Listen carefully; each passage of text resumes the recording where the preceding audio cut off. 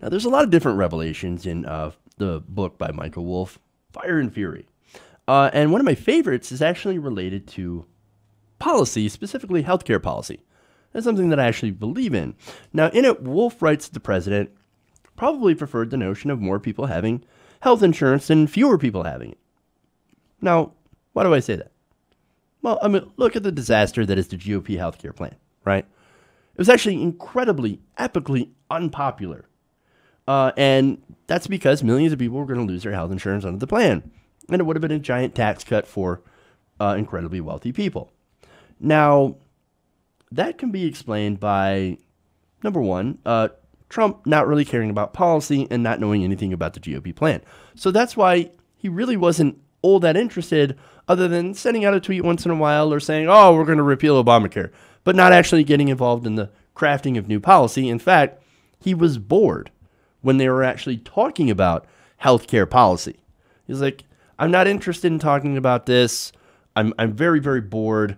Let's go talk about something else. He would frequently change the subject, tell the same stories, et cetera, right? Now, he doesn't care, but generally, as a human being, he's like, oh, why don't we just have more people with healthcare? I mean, on the campaign trail, for example, he said everybody's going to have great insurance. I want to cover everybody, and I want to spend less, and I want to get rid of Obamacare because it doesn't do any of those things. He also said that we're not going to let people die in the street without having health care, right? Now, a lot of people might be thinking, okay, look, he was probably just lying about it. He's telling people what they want to hear, et cetera, et cetera. I actually have a different take on that. I actually do think he was being somewhat sincere. Why? Because, look, letting people die in the street is kind of bad for business, right? And if you're looking for popularity, if you're looking for people to like you, you would put forward something that is popular, that covers everyone, that does it for cheaper, right? And that's why he went on the campaign trail saying those different things, even though he actually wasn't at all involved in the crafting of real healthcare policy. Now, in the book, they said that he was, even when push came to shove, rather more for Obamacare than repealing Obamacare. Now that's very interesting because he railed against Obamacare, but it's something that he knew played really, really well with the Republican base. I don't think he understood why. But he's just like, oh, you don't like Obamacare? No, I don't like Obamacare either. Vote for me. Vote Trump 2016, right? But I think in reality, again, he didn't really care for the specifics. He didn't know that repealing the ACA would actually lead to so many people losing their health care.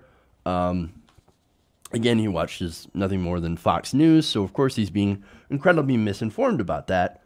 But he was actually, again, very disinterested in healthcare policy. In fact, Wolff wrote that Trump was very disinterested in the details of the GOP's repeal and replace legislation and only went along with the plan so he could move on to other issues. Now, what other issues would interest somebody like Donald Trump? This is not going to shock you. Tax cuts and deregulation, but specifically tax cuts here. Trump frequently lamented in public that he wished he started the tax reform fight before Obamacare repeal, and often expressed his impatience with repeal efforts, which took up nearly a year before Republicans threw in the towel after a failed Senate vote. In a speech in March in Nashville, he said, I want to get to taxes. I want to cut the hell out of taxes, but before I can do that, I would have loved to have put it first. To be honest, there's one more important, very important thing that we have to do, and we are going to repeal and replace horrible, disastrous Obamacare, right? So that's what he said at that statement. But see, again, he didn't care about healthcare. He only cared about moving on from healthcare to go and get gigantic tax cuts.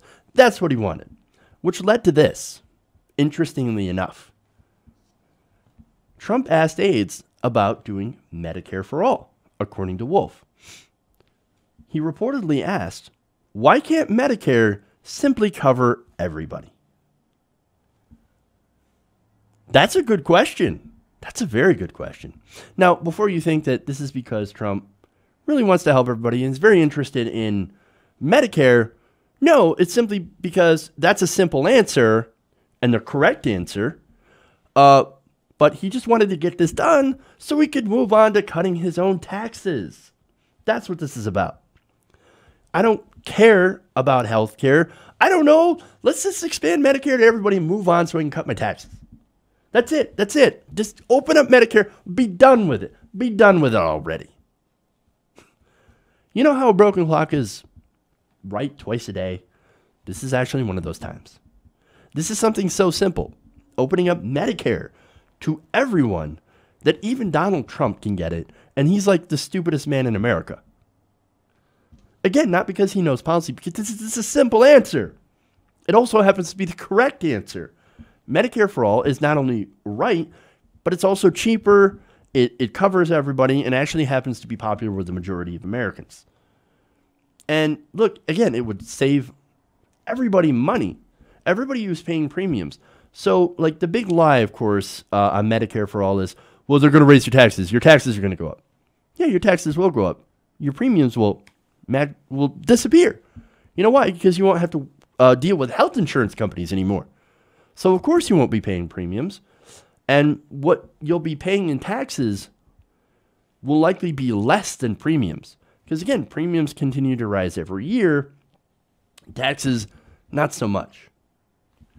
So, and look, the government has lower cost overhead than insurance companies.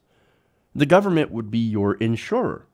They would actually be able to use their leverage to negotiate with pharmaceutical companies so that they can pay less, and also hospitals. Now, hospitals can save money on administration because they wouldn't have to hire so many people to deal with all the insurance rules and the different types of insurance companies. So that will also likely drop costs as well. And yes, there will be some job losses in that, but I think with more people having health care, the people actually going to get health care will increase, so there will be other jobs in the hospitals and not just for people who are insurance billing specialists, right? So it saves all this money in the long run by cutting out a lot of these unnecessary costs and focuses more on your healthcare instead of a company's bottom line. Again, they don't have to pay for advertising or executive bonuses or anything like that. So there's savings in your pocket, right? So in this, expanding Medicare, Trump was actually right.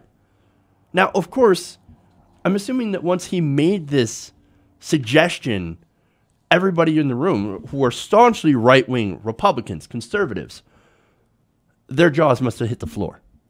Oh my God! No! We can't do that. How dare you talk about Medicare for all? No! We can't do that. Remember, Donald, we have friends and donors that don't want Medicare for all. No. They like this system, and if you change the system, that will be very bad for them, and in turn, it will be very bad for you. And of course, since Donald doesn't know policy, he only knows personalities, right? So, of course, he equates the ACA to Obama. I don't like Obama. I hate ObamaCare. And he also equates now single payer, Medicare for all, to Bernie Sanders. Well, he didn't like Bernie Sanders either. So now he's very, very against that bill because he's very, very against those two people. Trump's not a very complicated person to figure out, especially when you realize what truly drives him. Vanity and money. Still is interesting, though. And one more thing. If Trump decides to go Medicare for all, I don't know. Like, I think half the progressive base would melt. Seriously, our brains would explode. We wouldn't know what to make of it. To be honest, like the centrists are already against it. So the resistance or whatever, they would of course be, they would have the same position. Oh, look at that. Donald Trump, pie in the sky, Medicare for all. Can't have that. So that's what you'd see from the resistance. But I'm curious as how the progressives, fellow progressives would take this. I would take it because I think it's policy. Policy over people. I don't care if it's the worst person putting forward the best policy. I'll give him credit for it because it's good policy and it'll be there far longer and long after President Trump is gone from office. So just think of it that way. Hey everybody, thanks for watching this video. If you want to see more like this, please hit the subscribe button below. And if you want to support truly independent progressive media, please consider becoming a patron at patreon.com/TYTNation.